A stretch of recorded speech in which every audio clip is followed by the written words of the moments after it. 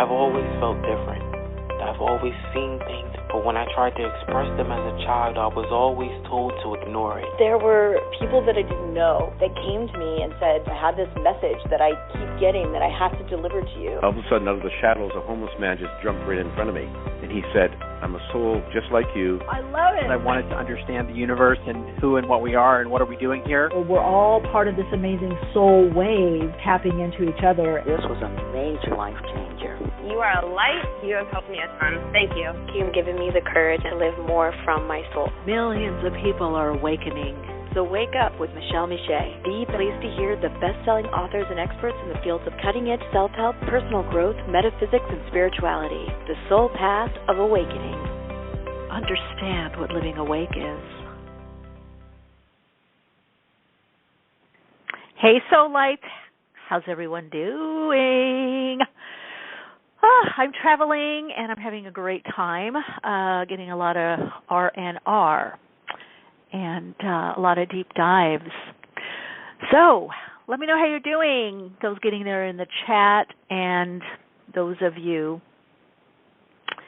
that are listening by phone. Okay, guys, I'm multitasking. Okay, I have to be honest. So let's see who is in there and what's going on. All righty, let's see. Call-in number 347-539-5122 and press 1 on your keypad. 347-539-5122. Press 1 on your keypad if you have a question or a comment. If you're listening by phone, that's great. But if you did want a reading or you had a question or a comment, please press 1. There we go. We got 1 on the keypad. Otherwise, I get the emails and the DMs that I didn't pick up. But I know a lot of you walk away, so I'm going to repeat it a little bit here. Press 1 on the keypad if you have a question or a comment.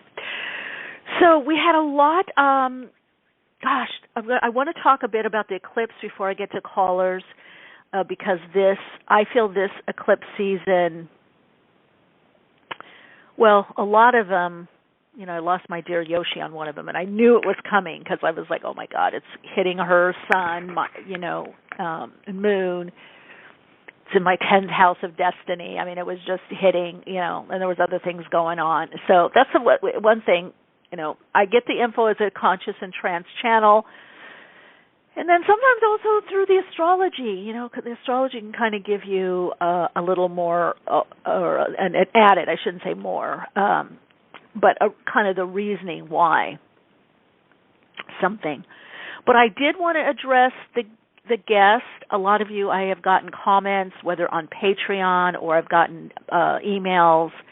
I got some messages via YouTube. And I so get it. I really addressed it a lot on Patreon, the Patreon community, because we happen to be working on doing advanced with metaphysics, spiritualism, and spirituality. And a big part of that is manifesting more from the soul. So we've been doing the last few months a deep dive into understanding and knowing if you're, living, reacting, responding, manifesting from the ego, or from wounding, or from the soul, the higher vibrational frequency of the soul. And what does that feel like? What does that look like? Can you really discern what is, your higher self coming through?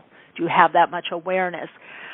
Because part of the reason we're doing that is because and we've been getting also into the whole abstract mind, concrete mind, universal or divine mind, or infinite mind. How do you know these different levels or layers? And how we are also in the system. We're part of the system, creating the system. The matrix. We are the matrix. We are the design. We're within it, and by our responses, our reactions, we reinforce parts of the design, or we begin shifting the energy within the design to create a different design, like fractals. Or you see in the petals of the flower of life, it just changes shape and form. But that configuration can only change shape and form when there is a different resonance, a different vibrational frequency coming in, enough to cause some dissonance to create the change, but enough to also have cohesiveness, coherence, and enough resonance to bond. So we do, anyway, that's just a tiny bit of what we've been discussing. But the guest was really a good example of, being great in one area or maybe coming out with great concepts, but perhaps not really living it, not really doing the inner work, the emotional clearing and repatterning. This is what I loved about David Hawkins, right? Sir David Hawkins, who, by the way, and I keep saying this over and over because he didn't do this a lot. He rated our podcast quite high, and I think it was, I don't know what, 500, 600, 700. I don't know what. It was very high, and he said it on. And he said it on air. He told me he rated. I think he didn't go into detail on air, but he did rate it. And I just think that's the consciousness that we are tapping into, and the willing to say I don't know, or to be open to a different opinion, or to hear others. That's so key in the new paradigm. And the new merging consciousness is much more embracive. It's true inclusion. It's not inclusion by labels. I mean, that's all the lower level, and that's part of what we're going to be seeing, and I am going to be talking about it more on this podcast and definitely in Patreon, because we're going to be getting, and I've been saying this for a while, the lower level, the lower octave of what we consider the Aquarian age. We're still very much in the wounded or ego aspect. So people think, oh, I'm an individual. And think of it like, middle school, when you're a teenager, and to some degree we all go through this. We think by changing our clothes that we're different than our parents. That's a big thing. We want, I'm different. I want to individuate. But yet the ideology, the beliefs that we have inside are still the same, or we reject them, but we're in a conflict either about it or with them, so we're still on the on the same plane energetically. We're still stuck in that polarity. And I mean, we've been doing this way since the beginning of history. You can look back. We've been doing it the same way, fighting, having factions, you're wrong, it's this, it's all surface. To get to the deeper change, there has to be systemic, in other words, more systems put in place that really help people to understand themselves more, their spiritual connection, their connection to something more, their interconnectedness to everything and everyone. And, right now there's a lot of disconnection. So it's the lower harmonic, the lower vibration of that, Uranian energy, that Aquarian energy. Aquarius being co-ruled by Saturn. So it's like the Uranian energy, the new ideas come in, but it's still being done in the old paradigm, let's say, for lack of better terminology, the old Saturnian way. And since that Saturn has to do with structure, I mean, there's only so much change we can do. And the best thing is to be able to have much more of a flexible mindset or be more emotionally fluid. And so what people will come to find out is that labels are going to get you into trouble. If you're thinking, I'm a left, I'm a right, I'm a progressive, I'm a Tory, I'm a conservative, it doesn't matter what it is. However you're identifying as a label, an outer label, it's such a neophyte. It's such a baby step. It is your soul trying to get through, but unfortunately there's a lot of wounding, and it's coming from the ego. The soul can't get through to say, you are much more than this. Let those smaller labels go. But we're going to be stuck in these labels for a while, and, I'm just saying, get used to it and just know that it's like people are in the prepubescent to pubescent stage and adolescent stage, pubescent to adolescent. Some people it starts in prepubescent, but most people it's pubescent to adolescent stage where, you start piercing because you want to look different. I'm unique. It's a lot about the outer, listening to certain music because I'm cool, I'm this, I'm that. And it's not to say, it's not about getting the piercings. And that's another thing I want to say for everyone, and hopefully certain people are listening. Stop being so, I know I'm on a rant here, but it just gets literal, and like people are filling in the blanks according to their wounding. it's just like when I talked about the V, and I've got to, by the way, guys, I've got to edit more now what I say. That's why I'm doing deep dives on Patreon that I don't have to censor, and eventually I'll bring some also to Rumble, because I just got censored again on, this time not for my tarot reading or for something. I got censored on Awakenings with Michele Meiche podcast on YouTube. But still subscribe, because we're going to have guests and do stuff over there.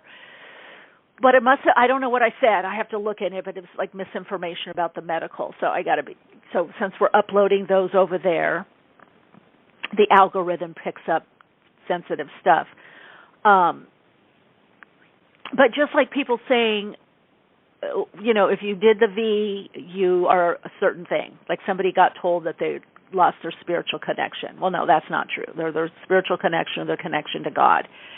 I'm on my podcast one day. I did not get it. I would not get it. I would not tell people to get it.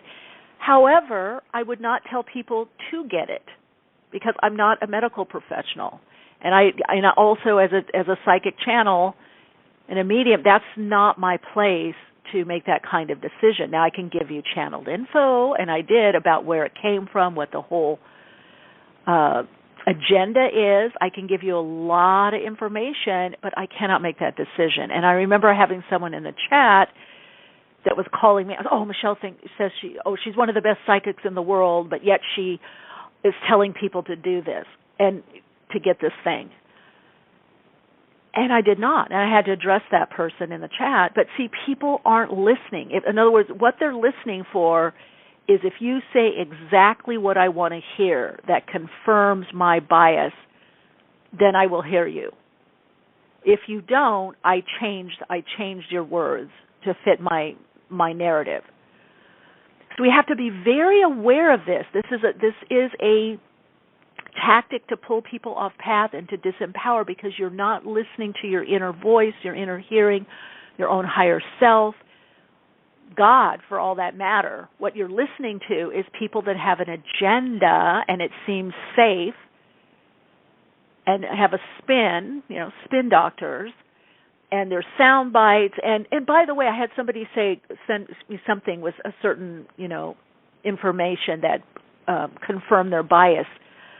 I've got my doctorate, okay? I know, and when I was studying, which I was appalled and quite interested, the message from one of my professors, you can find 10 experts to say exactly a certain point or talking point, or have certain research papers that are valid in one direction, and 10 really great experts having research papers, peer-reviewed papers that are valid in the opposite direction.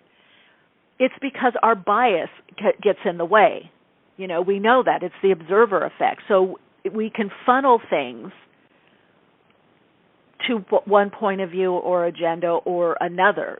So that doesn't mean anything a lot of times, unless you have the presence of mind, the higher consciousness and higher awareness ability to research both sides or three sides, whatever the sides are a particular situation or circumstance, as objectively as possible, and then weigh them out. And then what you're probably going to see is there's positive and negatives on both, or life-enhancing and non-life-enhancing on both, and then you have to make a decision. But see, this is what people don't want to do. They don't want to do that research, and they don't want to have to make the tough decision that in truth is that every decision has somewhat of an upside and somewhat of a downside. Some have more upside and less downside. Some have a lot of upside in the beginning and less downside, or a lot of downside in the end. And, you have to mitigate. And we learn that in law, right? Mitigating circumstances.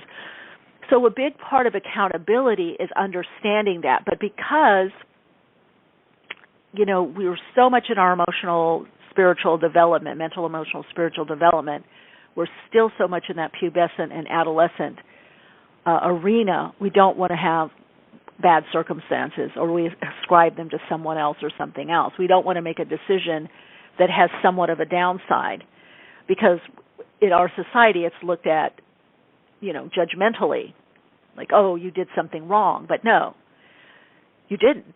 They had a good upside. But again, always this fluctuation between the poles of polarity happen, and we have to understand that. So I'm just going to start giving people more of a heads up, especially on Patreon, because stuff is going to get more and more intense. And you will be thrown around like a rag doll, and you'll be so confused when other stuff really starts happening to the latter part of 2024 into 2025. That you won't know which end is up. And the only end that's usually up is what your higher self tells you. You can do all the research, but you still have to make the decision that's best for your path. You know, that's just how it goes. And it's going to get more and more critical. I sense that what I've looked at with these eclipses that we're in right now, the new moon eclipse in Aries, is bringing a major time of reassessing. After the podcast, I'm going to do a little reel on this. I did, and I'm going to post. But I've been posting my travels on my Instagram story and Facebook story, and I put, what do you need to reassess? I don't want to alarm anybody, but shit's about to get real. So if you don't have a good team around you, a posse, close friends, or for sure, it's not just friends and family, some kind of spiritual group, someplace where you can go and get real deal information, or you can say what you're going through, and have support, real support, it's going to be very, very challenging. And that's why people like our guest, they are being challenged. The old paradigm is not working. You know, and it's like they're knowing they have to make different decisions, but dang, the only way to make different decisions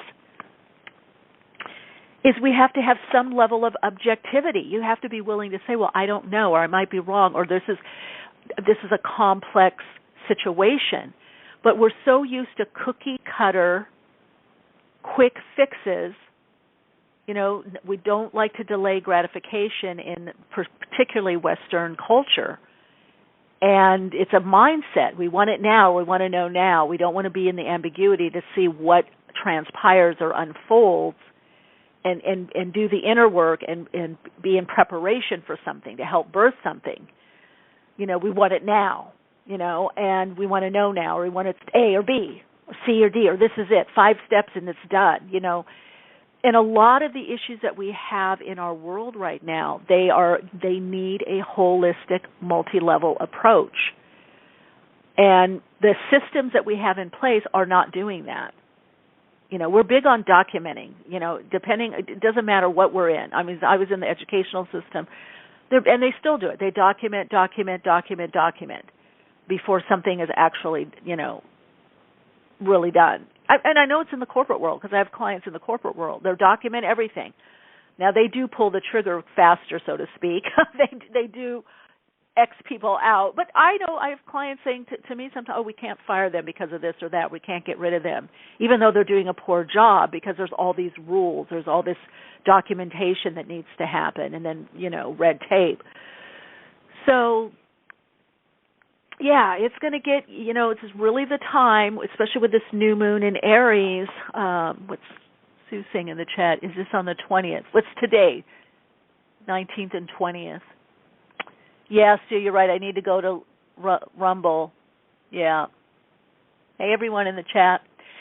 Yeah, I'm going to, because there's so much that I want to share. I've got other downloads that I'm having transcribed from last week. And I know I could put it on BTR. BTR, because of the algorithm, doesn't censor. But now I want to bridge to connect with more people, and I want to bring the visual element also, because guests sometimes have things also that they might want to share, and I thought that'd be cool.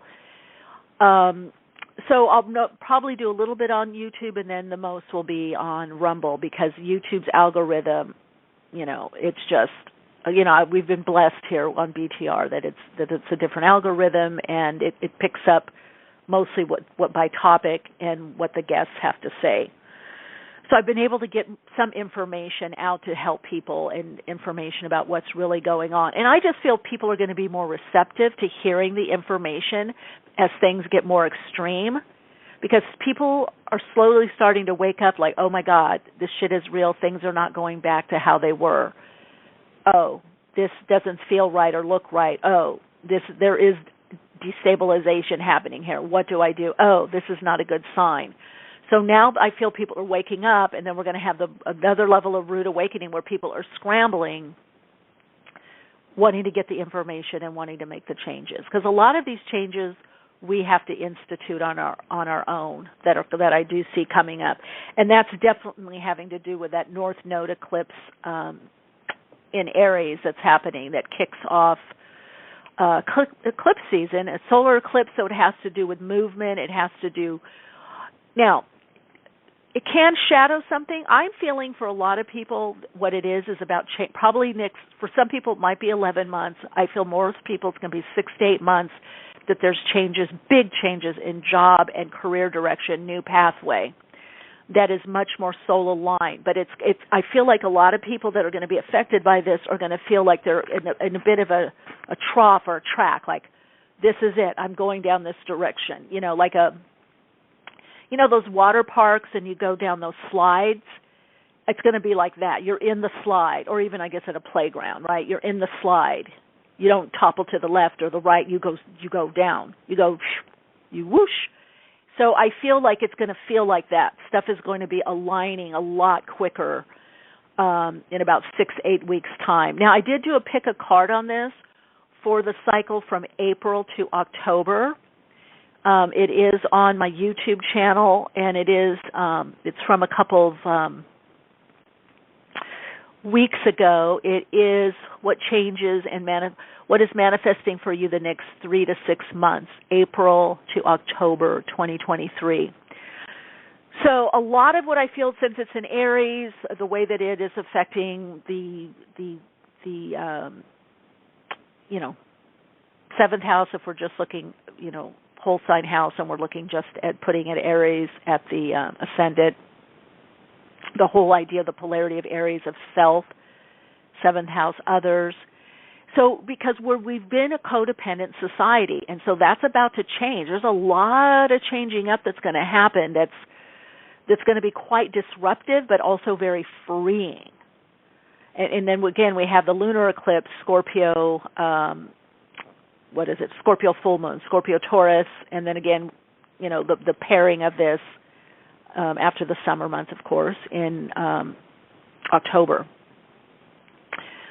So it's a very powerful time. If you're getting heads up, I would say start following through on those thoughts, words, ideas, phrases that keep coming around. I need to do that. I should do this. I should find out about this. This is the time that's going to do it. One of the things I see in this new moon solar eclipse in Aries, because Venus, by the way, is very close to the sky. I saw it the other night while I was in the jacuzzi looking up at the desert sky. It's bringing in our values. It's our value system, what we value and what is the system that we use for values.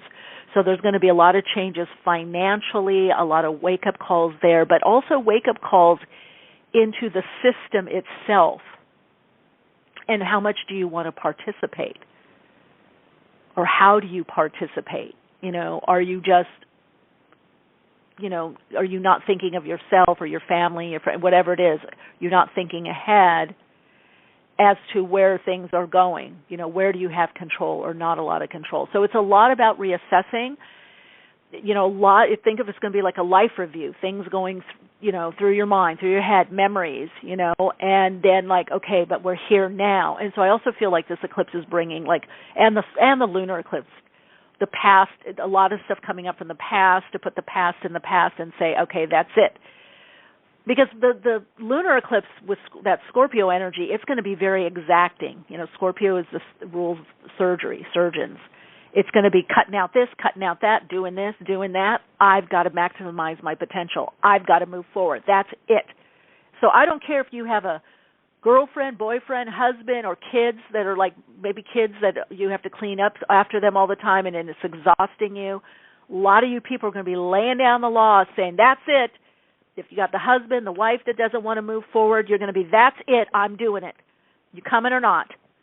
It's because you're going to see the world is going to rapidly all of a sudden change on one, level, and it's not about money or Bitcoin, it's about creativity. The new currency, I've said this since 2009, is creativity, and I would also say inspiration. It's creativity and inspiration. I saw that early on between 2007 2009. I could already see the shift that was happening.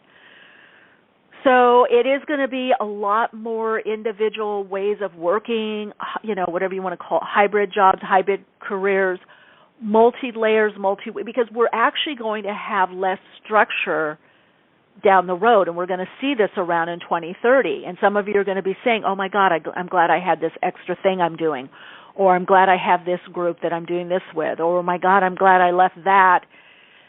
It's like, reminds me once a client I was working with that kept wanting to get back to this,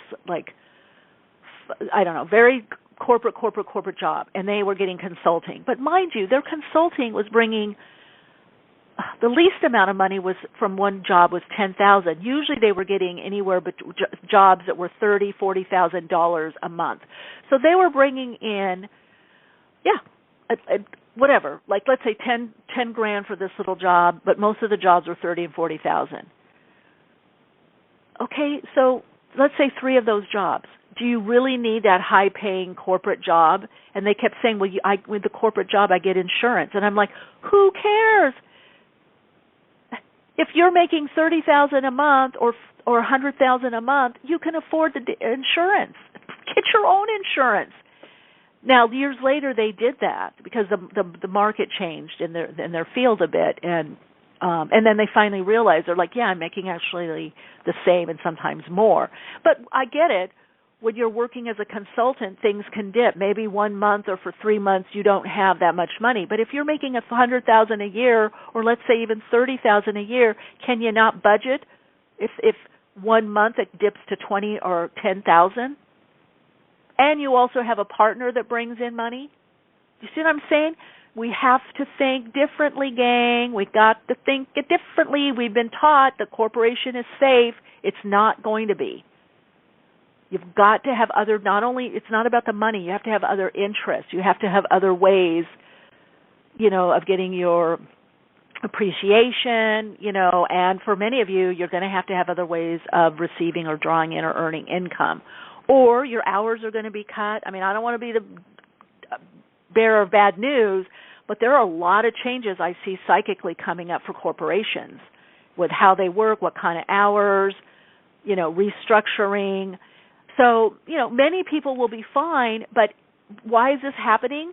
The squeeze, so you become more soul-centered, so that you live more from your soul passion and gifts. That's what we're here to do, not just to get a corporate job and make sure all our benefits are there, and then we go in the RV or we sit in the lawn chair, or we go to the beach.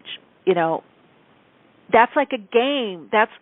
So I don't know what it is for you. Now, maybe some of you, that might be it. But I know people that say, oh, I'm retired, so I can't do this, I can't do that, or I'd like to do this, but I have to watch how much money I make because I can't do this. Well, then don't get paid and do it. You see what I'm saying? The game is changing, folks. I'm going to be talking about this more, but I want to give everybody a heads up because what I have received psychically and as a channel and what I see in the astrology, the game has changed. It's like we may not totally see it yet, but it's a different world out there. It's a different game. Yes, a lot of the structures are still very much the same or seem to be the same, but they're not working the same, right? So something's not going to get you as far as it got you before. And you're getting, all of you guys I'm talking to, you're getting a heads up on this. I'm just suggesting that you believe yourself. You believe your own higher self. This is your confirmation. Yes, you are getting the right message. You're not cuckoo. You want to try something different. You want to try something new. You want to add something to what you're doing. You're getting those messages from your higher self, your soul through the expanded aspect of your being, your higher self. So this eclipse is going to bring sharp awarenesses to that, It's going to bring, I feel, for many people, a new way of living, a new place, or relocating, being completely around different people, Might be jarring, but then you're going to say, oh, my God, this is so me. Why didn't I do this sooner? So it's all about connecting into your soul. Let's get to callers, 347-539-5122. Hi, you're on air. Ciao, Michelle. It's Zoe. Hey, Zoe. How are you? Actually, I'm amazing. How are you? Okay. I actually want to talk to you and the callers about the astrology, about the eclipse energy that's coming up, about this Aries, this super, like self or ego-based energy, and how we can really like what we can expect from the eclipse, how we can better like use that to integrate. Well, I've been talking. I'll dive in. Really intense energy. Yeah, I've been talking about it. Now, here's the thing. Again, we always have things that manifest on a lower, mid, or higher octave, or less vibrationally sound, less diluted spiritual energy. Some have a lot of diluted. So Aries is the self. It's called, the reason it's the baby of the planet, which I know my Aries that are more evolved hate being called the baby of the planet, or of the zodiac rather, not of the planet. But reason baby is because it does have a lot to do with the self, right?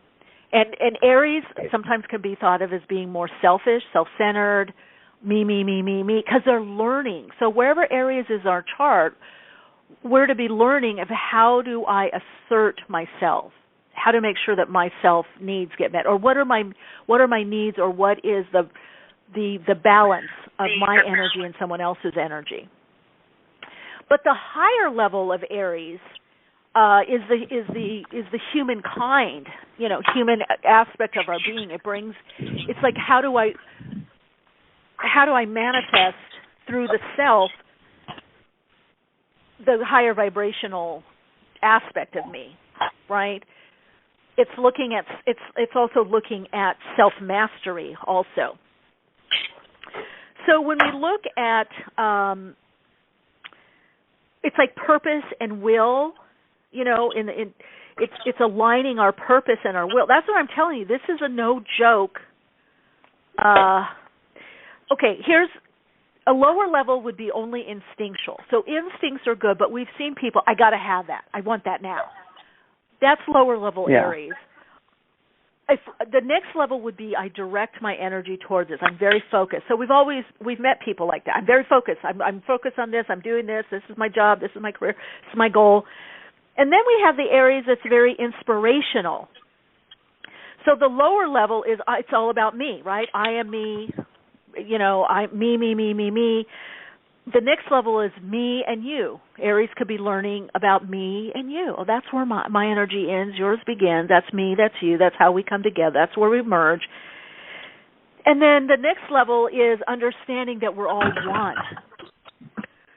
So on the higher level, Aries understands that there's all this oneness, right? Right. And it's the first ray of manifestation. No separation from self, essentially. Yeah. Well, not from self, from everyone in the world, right? Right. So this area,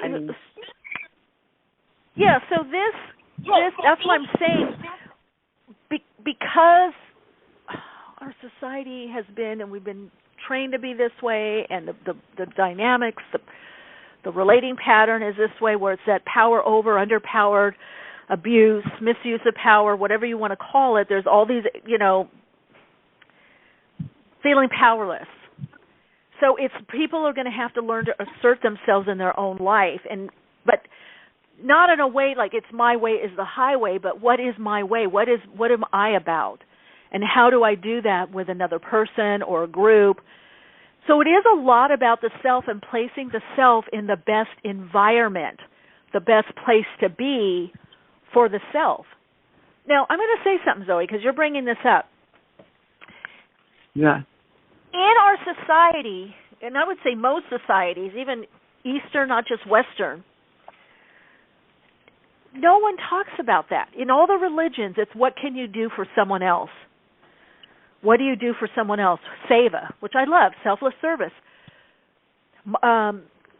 We've had it to martyrdom. What about service to self? Because there is, like I said, there is no separation from self. In fact, like when we're seeing other people or other circumstances, it's all like a reflection, right? Like it's all. Yes, good point. So here's the deal.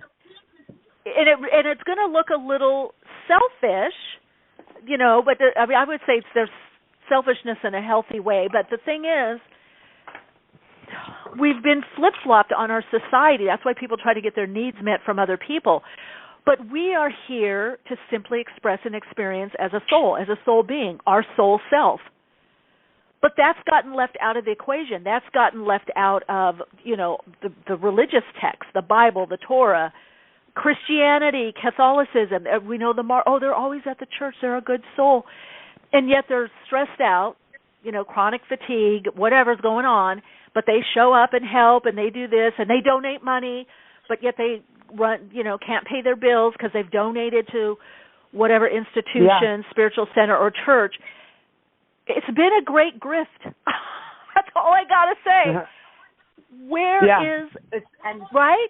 That's everywhere, and everywhere in the world. It's the same thing. Like I've proved that I did all of this. So now, and it's like it's really interesting because this energy of the Aries is, instead of like what can I do to improve, it's like what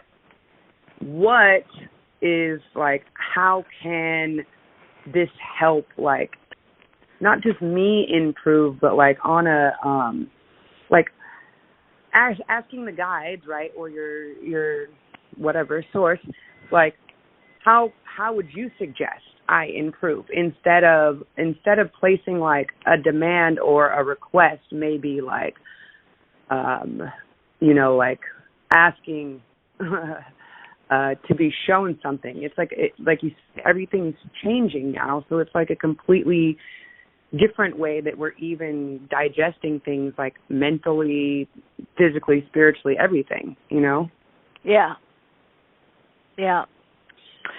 What would you think as far as like people that have like a lot of fixed energies in their chart? Because I also wanted to talk about this too, because I notice a lot of the people that I'm working with right now are with Scorpios and a lot of Tauruses, which is where the North and South Node are right now, and this will be like the last major eclipse with this little axis. Like, so I know it means like there's really, I know you said there's a lot of big things coming for other people, but also I think, what's your view on that as far as like people having like strong fixed sign energies in their chart? Because I do feel for myself personally that there's a lot. Okay. Well, my moon is in Taurus and my Mercury is in Leo, and in my so those are two fixed, and my moon opposes Jupiter and Scorpio, so that's fixed, and my Mercury is in Leo, conjunct Uranus. So here's the thing. Astrology is not a determining factor. That's why I love astrology and I love numerology, but sometimes it's like going through the psychic, being the psychic channel and medium, it cuts through all that. So I think we have to say, because I know for myself, knowing at one point my level of awareness went, Michele, you can sometimes be a bit fixed or you can be very emphatic about things. So I have an awareness of that. So people, because I have friends too that, I'm Scorpio or I'm this and that's why. I said, no, that's not why. You know that you're Scorpio. You know you can be stubborn and fixed-minded. Then don't be. That's just you're not your astrology sign. You're not your planet. So I get it. I'm glad you're asking this, because we all have to wake up to the fact that we have more determining factors than our astrology signs, or the aspects in our chart. It's not a fait accompli. It's just a tool. No, it's just a tool. It's just another chart or another map. It's going to influence. However, there are life hacks to everything. So there are hacks around. If like somebody's saying, oh my God, with my Cancerian moon or my, I just get so overwhelmed and I have, okay, then meditate, then go for a walk. So that's what I'm telling you guys, that this is where we're going with the energy pattern. We're not going to be able to have the excuses anymore because the system that's dissolving, for one thing, the universe doesn't care about those examples. But the only reason we have what we have is because we've had enough group agreement that's holding these beliefs, ideas, and mental constructs in place. But as that changes and becomes moldable, we're not going to have either the systems won't be in place or they won't be as strong, and so you're going to have to go into yourself and say, well, what kind of person am I really? What do I really need? And it's about self-responsibility and self-accountability to oneself. Oops, you know what? We got our guests coming on soon, so I got to scoot. Let's see if they're on yet. Maybe they're coming on at 1. Okay. Zoe, I love when you call. Great question. Great question and great insight. Thank you so much, and I always appreciate your insight and your things, and I'm super looking forward to our session that we have coming up, and thank you for being amazing and for sharing all of the love with the community and just helping bring clarity. You're awesome. So much love. Well, thanks for being a part of this community and bringing your energy and your insights to this community. Lots of love and big hug. Ciao, ciao. Ciao. Hi, you're on air. Hello, you're on air. Hi, Michelle. Valerie, how are you? Hi, Valerie. Good. Hi. Hi. Someone broke into my grandson's car this week and out in front of the house. Yeah, and so now I'm wondering will my house be safe, or is there anything else we need to be aware of? I'm not feeling that, but maybe put some tourmaline, black tourmaline, if that makes you feel better, obsidian or black tourmaline around. It feels like there's just stuff around the house. I'm not getting necessarily in the house, but that could be, I would do that. So you don't see any another, like a break-in? Not right now. I'm not seeing something come, but, the thing is with that kind of stuff, it's kind of quick. You know what I mean? It's like, so, it's kind of a spontaneous, but I would just say put some black tourmaline, get some black tourmaline. I feel that whatever's going on is more a street level, but not in the house. That's what I'm getting. Yeah, it was. Yeah, because it was quick, and they just, on the street. Yeah, he's parked in front of the house, and then when he went out to his car, they had taken his speakers and things like that. So I was just wondering, that's the end of that, or does he? Yeah, that's what I'm getting. That's what I'm getting. All right, sweetie, you take care. Okay. Bye-bye. Great. Thank you. Bye-bye. Bye-bye. Hi, you're on air. I'll try to get to 2 more callers, and we have our guest will be coming on. Lynn, I agree with you about Rumble in the chat, what you're saying. We'll definitely do that, on any topic. I know. I want to bridge to YouTube, but you're right. The censorship is real. Okay. Hi, you're on air. Hello. Okay, 914, you're not there. Hi, you're on air. Hello. I am so ever grateful to be on air. Please. Oh. And to have listened and to continue to listen to my inner self more and more, the pleasure of that, to have listened to be a part of the awakening community and other sacred communities. And I am so thankful for you and what you have given to me and so many others. The knowing that when we choose to tune in to all the possibilities and the source, who I choose to call the First Mother, that there is always a solution to everything. And the drama and the role that we choose to play within the dramas of life are ours.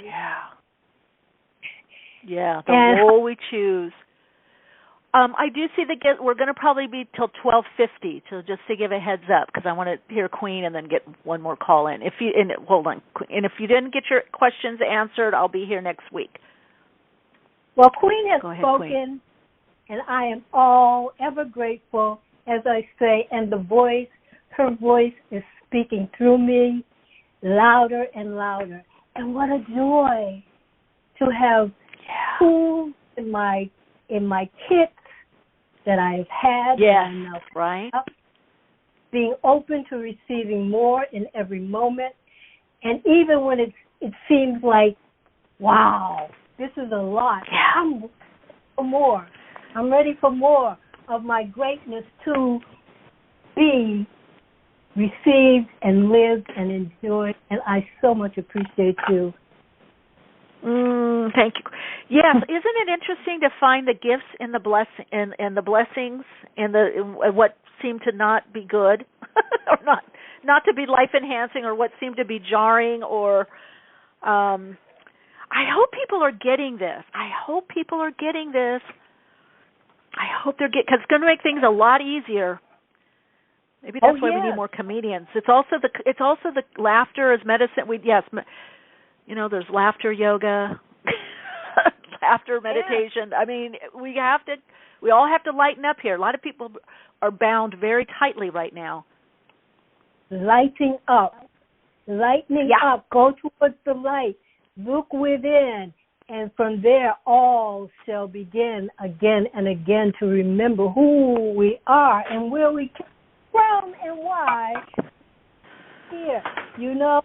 We shall have no fear, or else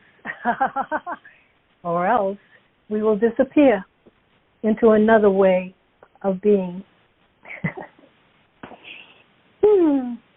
All is well. All is well.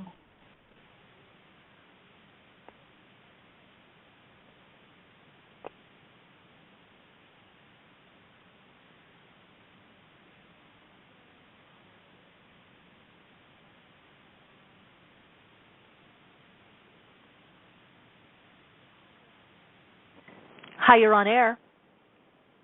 Hi, Michelle. It's Haley. Hello. Hey, Haley. Hi. Saw you in the chat. How are you doing? Good. Fired up. Good. Yeah, that's great. Inspired. Right. Yeah, definitely. I'm an Aries, so I'm definitely feeling all of this. But I was going to ask you. We spoke privately probably a couple of months ago, and I was going through a breakup. I'm single now, and you had said that you saw someone coming in pretty quick. I haven't really, found that person right now. I'm just wondering, when that will happen, because I feel like it will, but I wonder when. Well, of course you will. It will, especially with these aspects, Aries, eclipse. So one goes out and one comes in. I would, with because the opposite sign of Aries, of course, is Libra, that has all to do with relationship and rules 7th house. So first house with this eclipse, and time is relative. So I don't know off the bat, exactly when. There may be something you need to focus on, maybe more of you. Re-listen to the beginning of the podcast, what I was saying about the self. Yeah. Because there could have been something that wasn't so equal in that relationship. Yeah. I do know with aspects that are happening with the North Node going into Aries in July, that's going to bring for a lot of Aries people, Libra rising, changes, probably even to Capricorn and Cancer people with that square. So it's going to bring changes in relationship or bring new relationships. Remember, everything that we do internally then has a manifestation externally.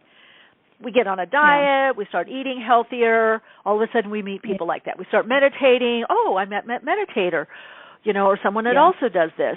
So the more that we can do on our inner and our personal life and make that a little juicier, a little fuller, especially after a breakup, then that attracts in.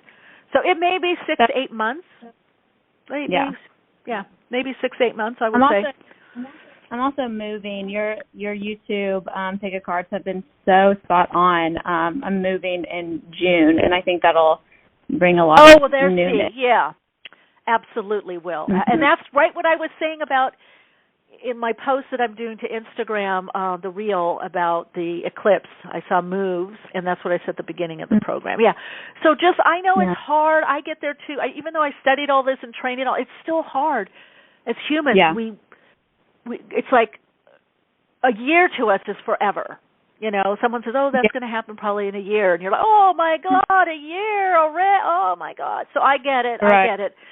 I feel for you, but well, you're going to move anyway. Yeah. So. Yeah. Okay.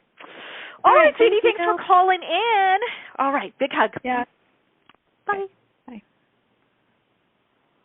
All right, so it's time for our second half of the program. We're Awakening Dialogue.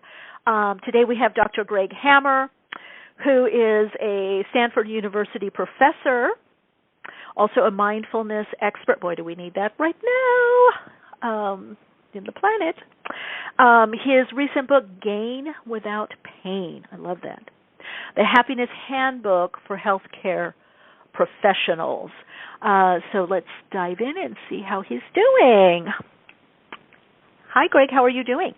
How are you? I'm doing very well. How are you? I am doing well. I'm on fire. There's so much going on. All right. I love that. Yeah. Do you love it? Yay. Yeah. Well, and I've been traveling. I was out at Anza Borrego and, traveling around there in the high desert and mountains and all of that. So sounds lovely. You know what that can do, right? It always gives a bit of perspective, when you absolutely. Getting out in nature and recognizing the scale of even just the world around us, not to mention the universe at large, it does put things in perspective. Yes. I know we talked before. Yes, we have. Yeah, which is great because I like what you were talking about. Because, at the top of the program, we kind of wrapped it into mental, emotional, and spiritual, but that we don't take care of enough of the self. So I really feel like this talk we're having is, I'm hoping it really, what's the word, emphasizes or just hits the, nail on the head, whatever, hits it home, emphasizes to people the importance of the self-care. We've been talking about the self, and it seems like that still gets so missed, especially in people, healers, healthcare, professionals, workers, whatever. People want to term themselves light workers, massage therapists, life coaches, spiritual life coaches. Every diet, nutrition, stuff out the window, overworked, just push. So I don't know. Do you have any thoughts on why that is so much? Even if it's in our field of being a naturopath or, I'll hear people say, yeah, I'm just so exhausted, I didn't have time to eat, or I ate, and I'm like, wait a minute, what are you telling your patients? They're not telling them that. So yes, of course, in my line of work, in my line of work, that's very common. Working in the operating room in the intensive care unit, we often don't take care of ourselves. We either forget to eat or we think of eating, but we don't have any time. And I think you're in the everybody in all walks of life, people are always up against the directive to take care of themselves. It's like put your oxygen mask on first and then reach over and help the child sitting next to you, or as they say on Southwest, the person next to you who's acting like a child. But the thing is to put your own oxygen mask on first, and then you'll be able to help other people and really engage in the world. Why do we not do that? Is it true? I'm just a psychiatrist. I have my own ideas about that. I think that I talk a lot about how our brains are wired and how we can rewire them. And I think some of the ways our brains are wired tend to interfere with our ability to experience happiness and to take care of ourselves, for that matter. And they include that we have a negativity bias. So we tend to focus on and remember the negative and forget the positive. So, I tell a story in the book of a day when I'm working with a wonderful female trainee in anesthesiology, and we have 4 difficult cases, and they're, complicated surgical procedures and also complicated from the anesthesia standpoint. She has lots of tubes and lines and catheters to place in the patients and putting in epidurals and other specialized equipment, and she does everything flawlessly, but we have one little baby and she can't get the little catheter in the arterial, in the artery in a baby, and so I step in and do that. So otherwise, though, she did everything perfectly, and even that is obviously no transgression. She's a trainee, and these are difficult procedures. She goes home, she takes stock of the day, she thinks of all the things that went on during the day, and does she think of all the good things that she did and all the positive outcomes that the patients had? No, she thinks of that one procedure that she missed. And that's just a poignant example of our negativity bias. So our brains are all wired that way. Yeah, we do that. So I think the first thing is everybody should recognize, who's listening, that this is nothing to be ashamed of. This is not our own dirty little secret. This is the way that our brains have been wired through tens of thousands of years of evolution since our early. Is it like a protection mechanism? Quarters. I think it is. I think there's a negativity and a wariness that was perhaps 50,000 years ago adaptive. So imagine early Homo sapiens sitting in their cave trying to keep the fire going, and they had to be wary. They had to think of the worst possible thing that could happen. They had to be concerned there might be a saber-toothed tiger lurking outside the mouth of their cave. And that wariness and that constant obsession with the future and what catastrophe might befall them perhaps allowed them to live longer and procreate more and spread their gene pool in the population to a greater extent. And here we are 50,000 years later with all those genes that code for these ways of thinking, but they're no longer adaptive most of the time. And so we're stuck with them. So the good news is our brains are plastic. We have this wonderful quality called neuroplasticity, and we have the ability to rewire our brains. But back to the original point, why don't we take care of ourselves more? I think part of it is that we have this negativity bias, so our minds just gravitate to the negative, and that really is an obstacle towards self-care. And the other thing is that we are very distracted with the past and the future. We have a hard time being present, and presence is where happiness lives. I love Dr. John Kabat-Zinn's definition of mindfulness, and I think it's also the definition of happiness, and that is that mindfulness or happiness is awareness of the present moment on purpose, non-judgmentally. So happiness is in the present. It's the only experience we ever really have. On purpose, because our brains are wired differently than being present. And non-judgmentally, because if we want to see things the way they are, then we have to drop the judgments. And if we do those things, then self-care just sort of comes. But that can be hard. The judgments, right? Which is so stress-producing. But it's so worth it. So worth doing it on purpose. So talk us through that again, which was a form of mindfulness, right? Essentially, what you're talking about. Yeah. Well, I mean, John Kabat-Zinn is one of the founders of mindfulness. He started a mindfulness-based stress reduction program in Western Massachusetts with individuals who had refractory depression and PTSD, and that really kind of started the mindfulness movement, if you will, which is so commonly referenced today. Excuse me. And he defined mindfulness as awareness of the present moment on purpose, non-judgmentally. And I think there are some of the elements of gain in my book. But, more to the point, I think 3 really essential ingredients to being happy. To understand that when we're present, we're happy. If you think of all your happiest moments, you're walking in the forest, you're acutely aware of your foot falling on the soft bed of pine needles. which helps create this scent of this beautiful pine and oxygen-enriched atmosphere in the forest that you're enjoying. You're looking at the sunlight filtering through the treetops above, and you are just present. You're not worried about being embarrassed about something you said or did yesterday or the list of things you have to do when you get home. You are right there, right then. You're connected to everything. You've lost the sense of being a separate self. You're present, and you're happy. You're blissful. So that's just a good example of the equation of happiness and being present. And then on purpose, and that's just the I in gain is intention or on purpose, and that is acknowledging that our brains are wired in ways that tend to make us think negative thoughts and get stuck in old habits and overthink the past and feel shame and regret and overthink the future and feel fear and anxiety with our negativity bias. And so if we want to change the way we think and be happier and therefore be in a better position to take care of ourselves, we have to have a plan. We have to do it on purpose. And the good news is there are lots of ways to approach that, including my GAIN method, but many others.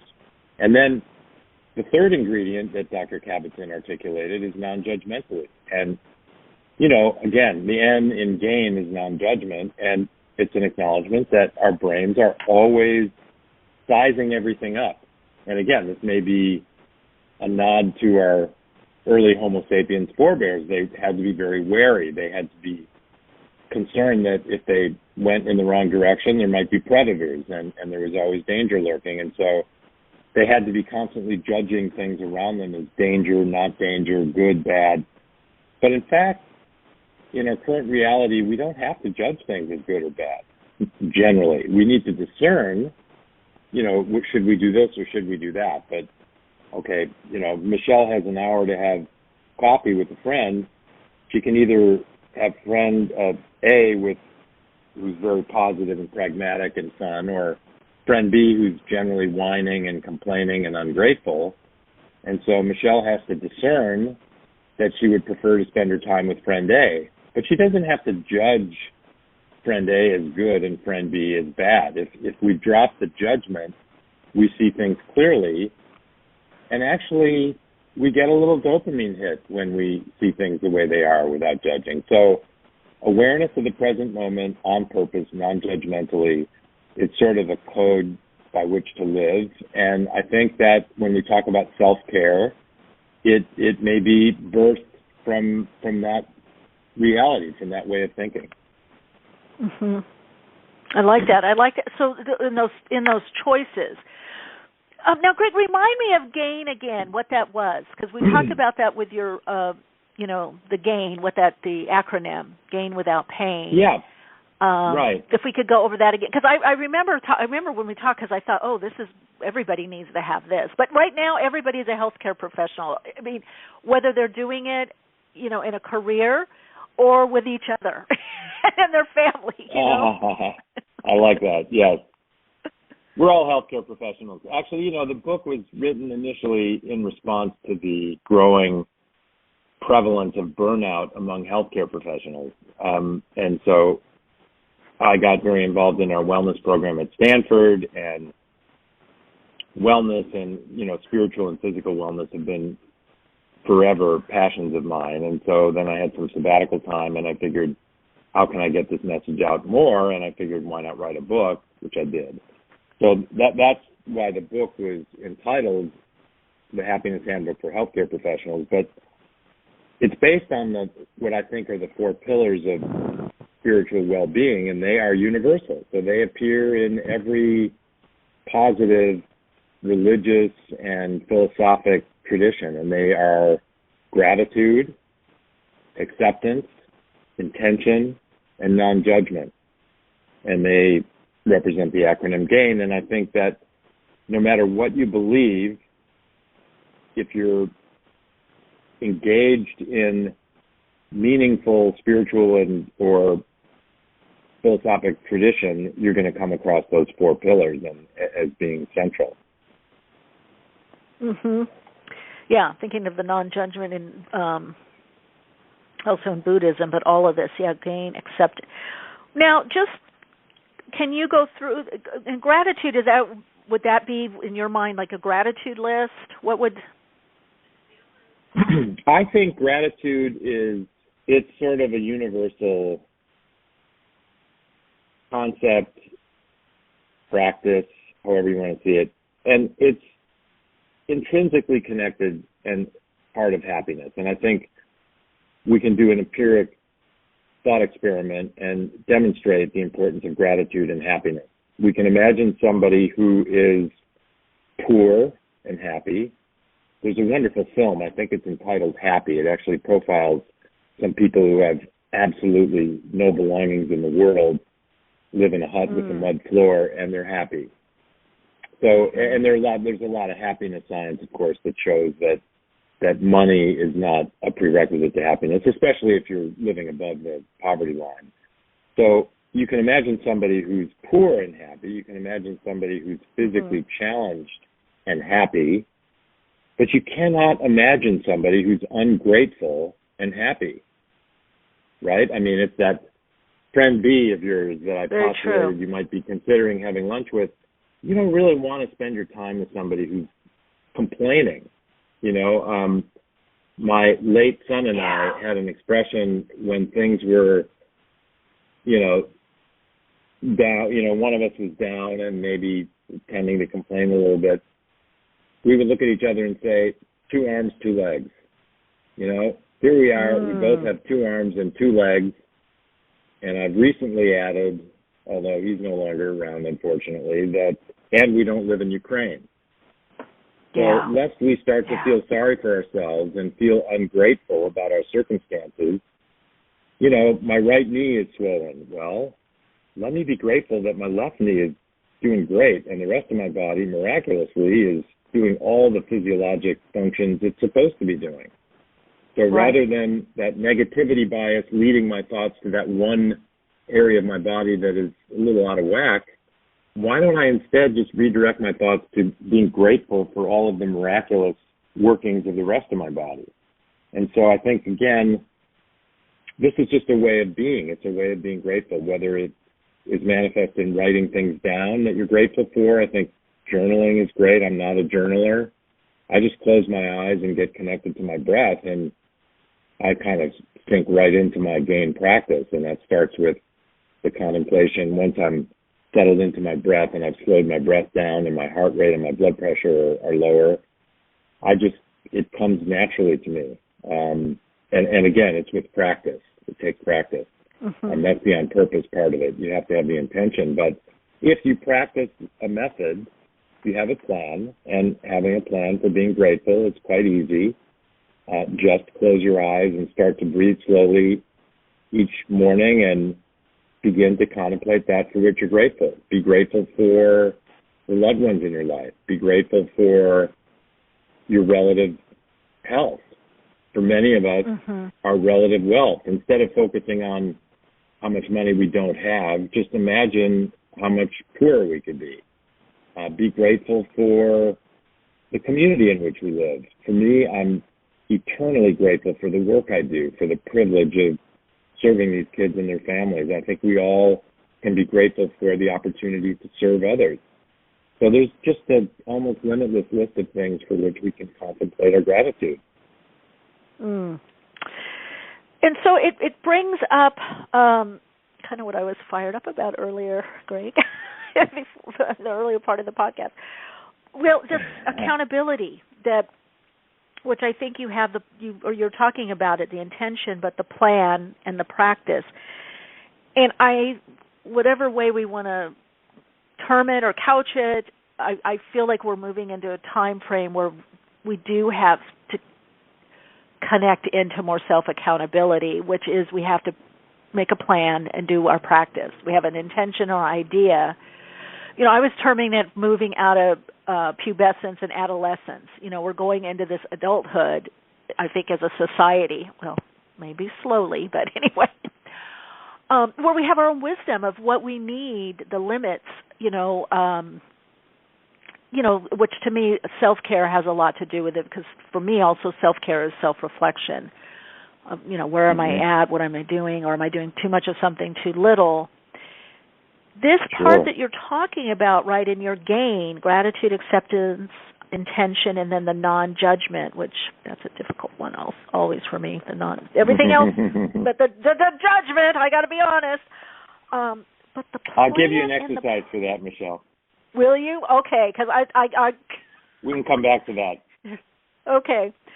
All right. So the exercise, but then the plan and the practice. So what is that, like literally writing it down or putting in your calendar or just saying this is what I'm going to do or what I'm going to focus on, like maybe taking one concept? What could that look like for people to kind of jumpstart people? Well, I'll tell you what it looks like for me. Yeah, and what I practice and teach is just a GAIN practice. And it's a meditation. Let's just call it that. I think that's what it is. And most people think that, or many people think that meditation is something that requires at least 30 minutes, where you have to sit without moving, without scratching an itch, possibly in an uncomfortable position, God forbid, with your right ankle behind your left ear. And then that you've got to banish all thoughts from your mind, which is almost impossible. So no, meditation is not that. I'm going to give you a 3-minute practice that actually gives you guided thoughts. So not only is it not having to sit still without moving or scratching an itch for a long period of time. In fact, even in the 3 minutes, you can scratch an itch. You're allowed to scratch an itch. It's also, I'm giving you things to think about so you don't have to worry about the impossible task of emptying your mind and banishing all thoughts. So, I like that. Okay. So we got up in the morning. We open the blinds. Hopefully there's some light out there, and that is immediately refreshing and will kind of stimulate some hormonal activity and wakefulness and alertness. Do your morning hygiene thing. Find a comfortable place to sit, hopefully in a quiet part of your home or outside your home if, the weather is good and you're fortunate in that regard. And sit in a comfortable position, adjust your body position, and close your eyes. And get in touch with your breath. So what we're going to do is spend 15 or 20 seconds just focusing on the breath, slowing it down. So maybe taking a slow inspiration to a count of 3, pausing to a count of 3, and then exhaling slowly to a count of 4. So maybe this is a 7 or 8 second breath. And so there are 7 or 8 of those in a minute. So you've slowed your respiratory rate down to 7 or 8. And when you slow your respiratory rate down, you activate something called the parasympathetic nervous system. And that's the part of your nervous system that keeps your sympathetic or fight, flight, freeze response in check. So you're activating your parasympathetic nervous system. That's slowing your heart rate. It's lowering your blood pressure. It's lowering your cortisol, lowering your blood sugar. And so you're just going to spend a few seconds kind of getting in touch with your breath. And then begin to contemplate that for which you're grateful. As I said, this comes naturally after a while. I'm so grateful for this very moment. I'm so grateful for having the time to sit here and breathe this clean air and notice the slight sweetness in the air I'm breathing and have a day ahead of me where I can interact with friends and people I care about and make a contribution to the world and enjoy my relatively good health and the fact that my body is functioning well and so many other things for which I'm grateful. And then we're going to transition after 30 or 40 seconds to acceptance. And here is an acknowledgement that pain is as much a part of life as joy. So we all have painful experiences. As I said, I lost my son just 6 years, a few days ago. So this comes to me, and I actually take this pain and I focus on it, and I bring it closer and closer, and I envision opening my chest and opening my heart and bringing this pain into my heart and enveloping it with my heart, nurturing it with my heart, and sitting with that linked to my breath and asking myself the question, can I live with this pain forever? And when the answer is yes, I've accepted it. And, there's a formula in my book, suffering equals pain times resistance. So here's an acknowledgement of accepting the pain that we cannot change, as the Serenity Prayer would have it, And by accepting, that is lowering our resistance, acceptance being the opposite of resistance, suffering equals pain times resistance. The pain is there. The resistance can be lowered, and therefore the suffering is lowered.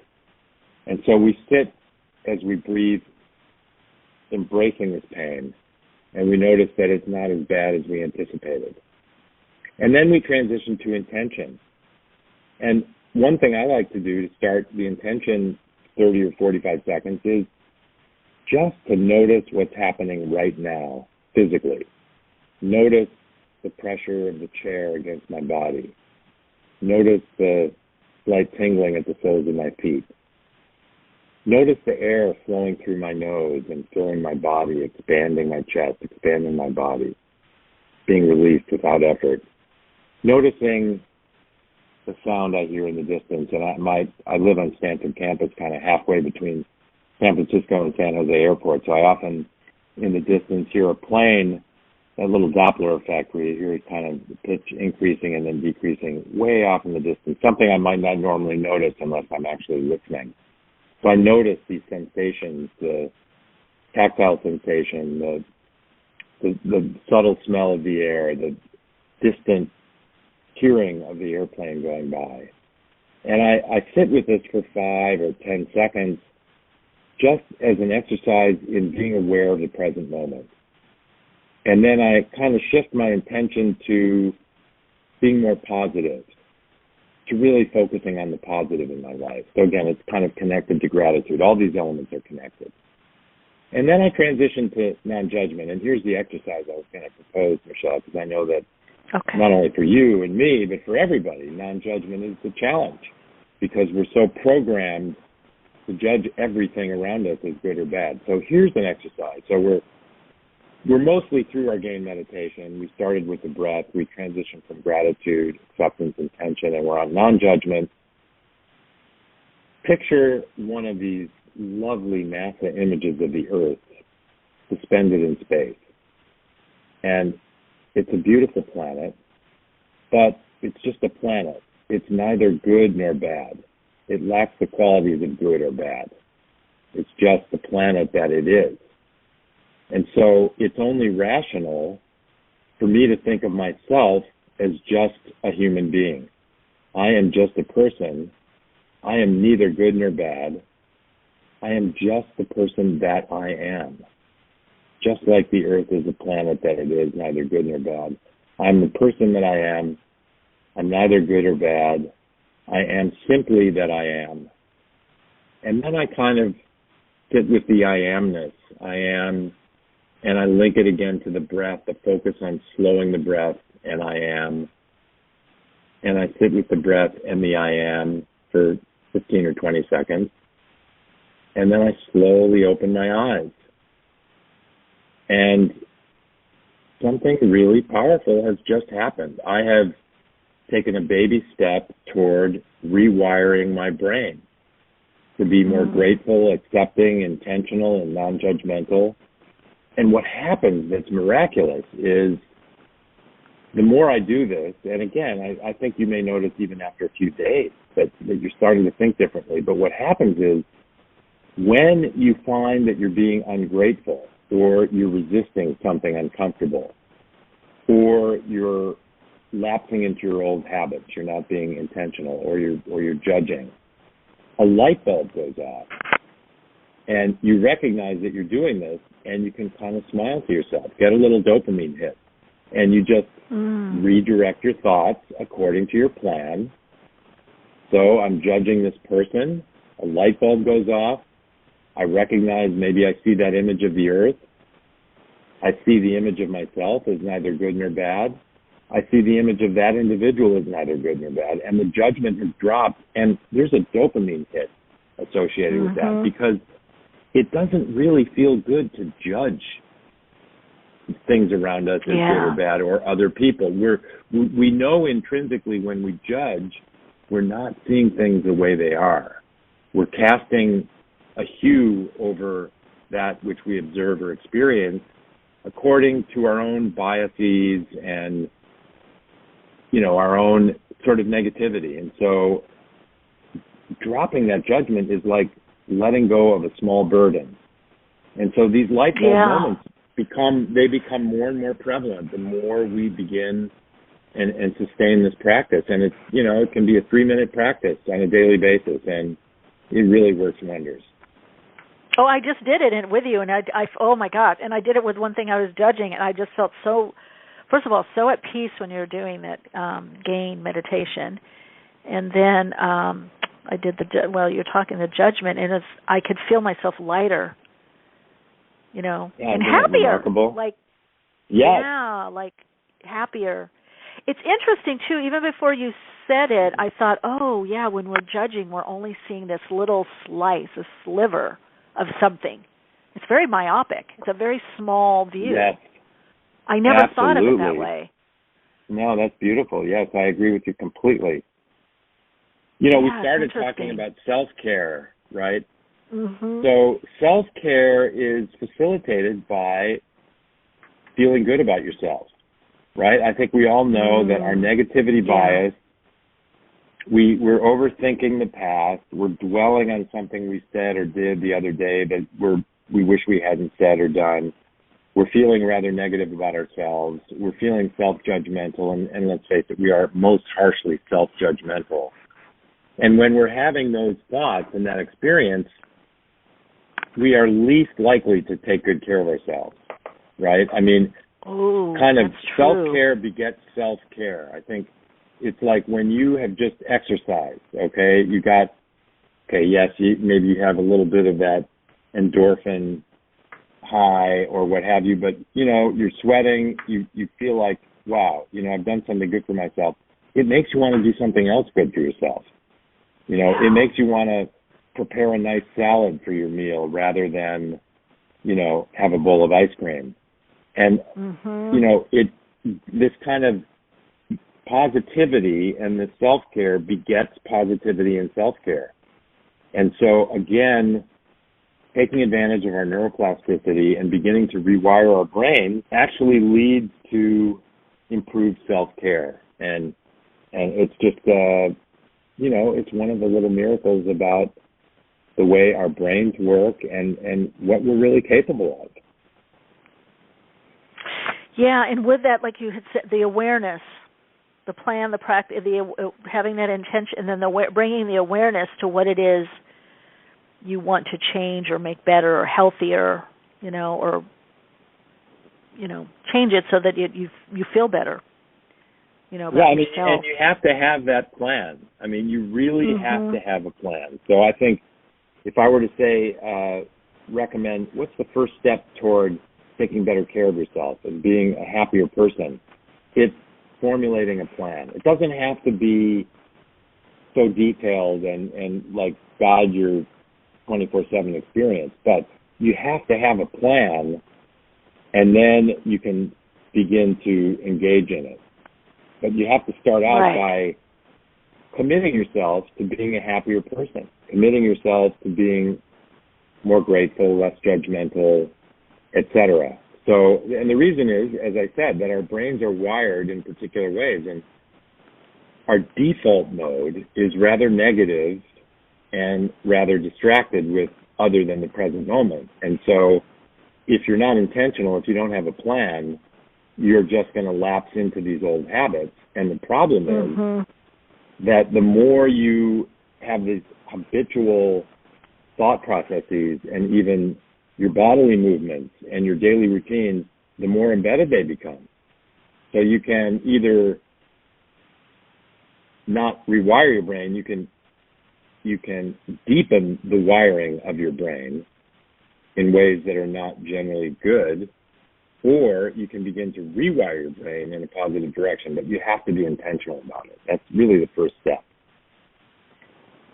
Yeah, to set the intention and then follow that through with the plan and the practice. And it's quite quick, it's not a long, drawn-out process, and I am an avid meditator for many years, so I'm kind of primed to tune in. Like, if I set my intention, like, oh, Greg's giving an exercise here, and it's going to help me with non-judgment, I'm all in, there. but I think anybody starting would feel some ease, upliftment, some additional awareness, and especially because you're using the breath. Now, do you go into this in the book with the breath portion also? I do. Yes, I do, because I have chapters on each of the gain elements and then kind of tie it together with the meditation. And so, yes, it does. I think the breath is so important because, it's actually interesting. There's a lot of science on this. I just finished reading a book called Breath, and it's very interesting. I don't necessarily agree with everything the author said in terms of the science and the cause and effect, but there is a lot of study on the importance of breathing. And what's remarkable is that we can go a whole day and not really ever breathe properly. Mm-hmm. We have anxiety. It kind of shortens our inhalation. Our breaths are what we call our tidal volume. The volume of gas that we're moving in and out with each breath is reduced. Our muscles are constricted, the muscles that are around our lungs, our abdomen, our chest wall. So we can go a whole day and really not ever breathe deeply and slowly. And this has a lot of adverse effects on our health, actually. And so just focusing on our breath, and again, slowing our breath down intentionally, activating our parasympathetic nervous system, because let's face it, one thing we all have too much of is stress.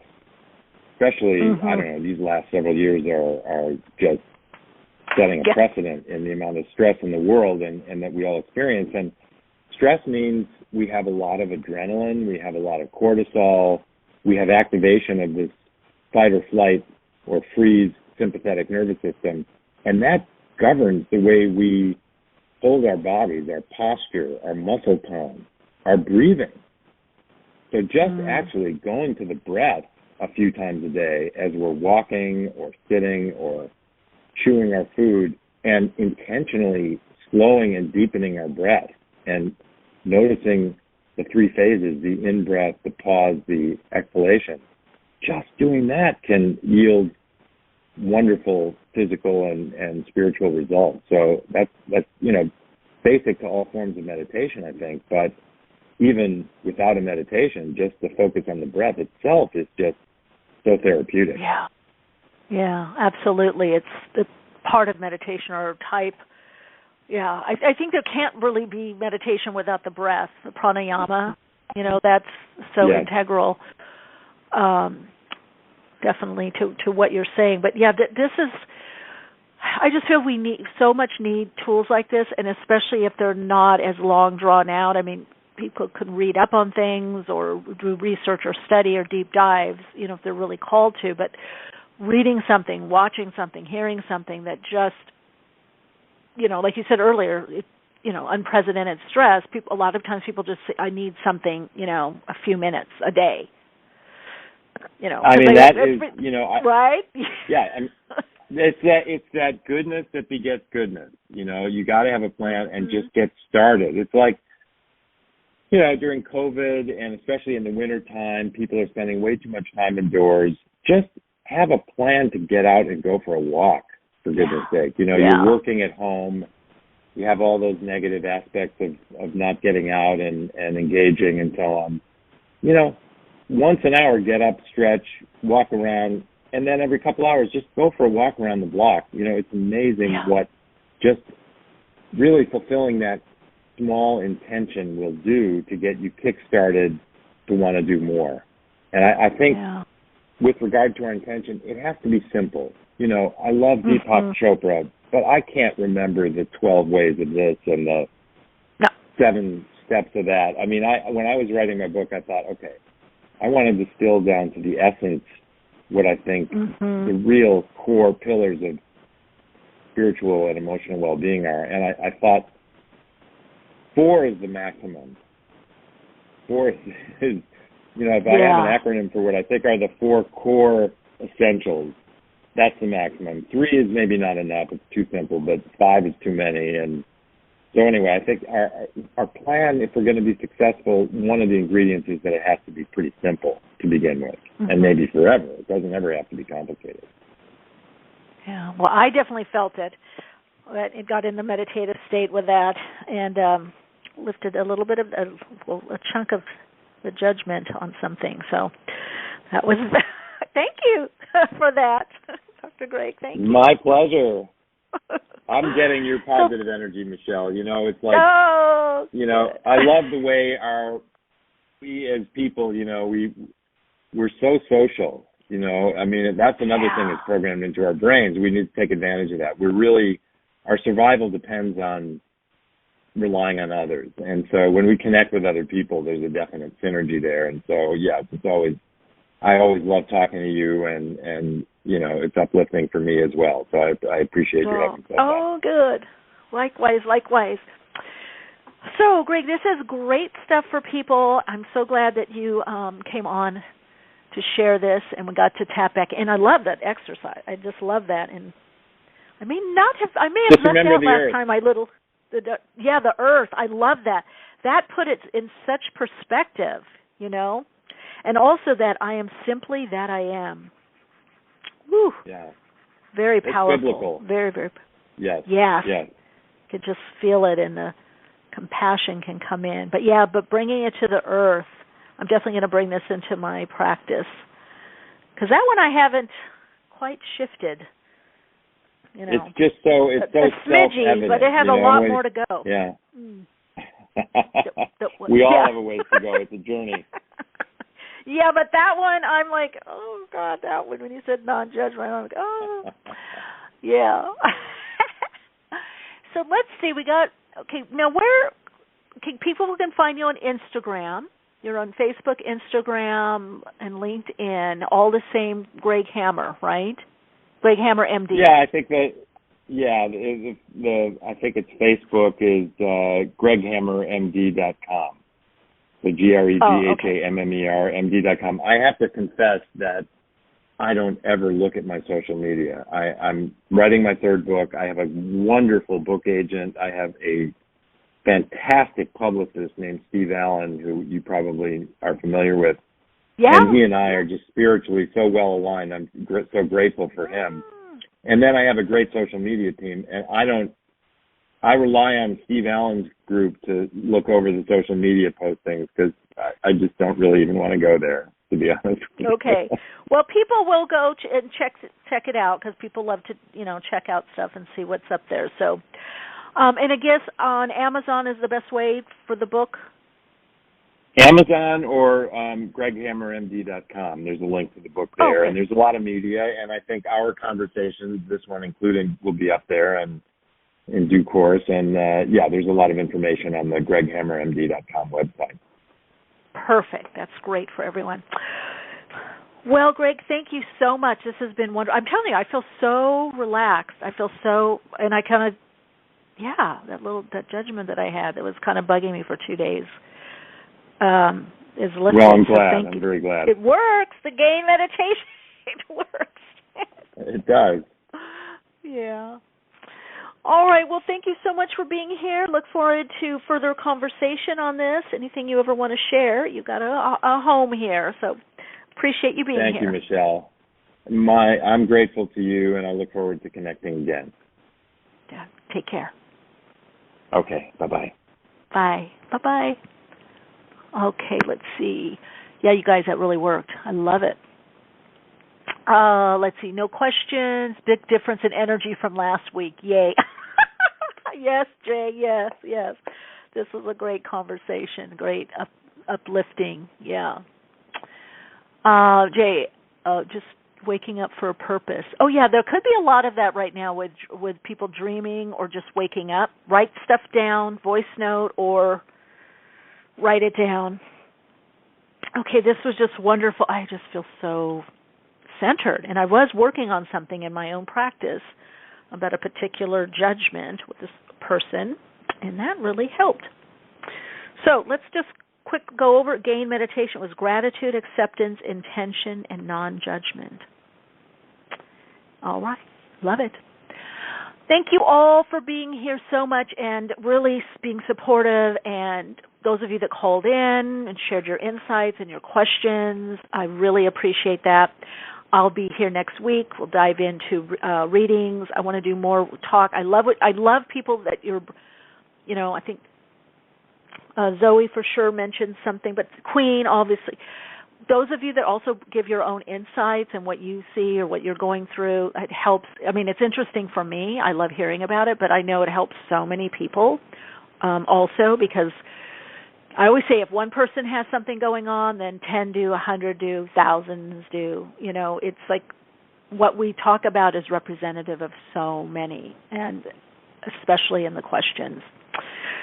So radiant, so light. Till next week. Bring your questions, your thoughts, your ideas, and how this eclipse is starting to affect you already. I will see you next week and connect with you next week. And as always, continue to shine your light, share your insights, and keep awake.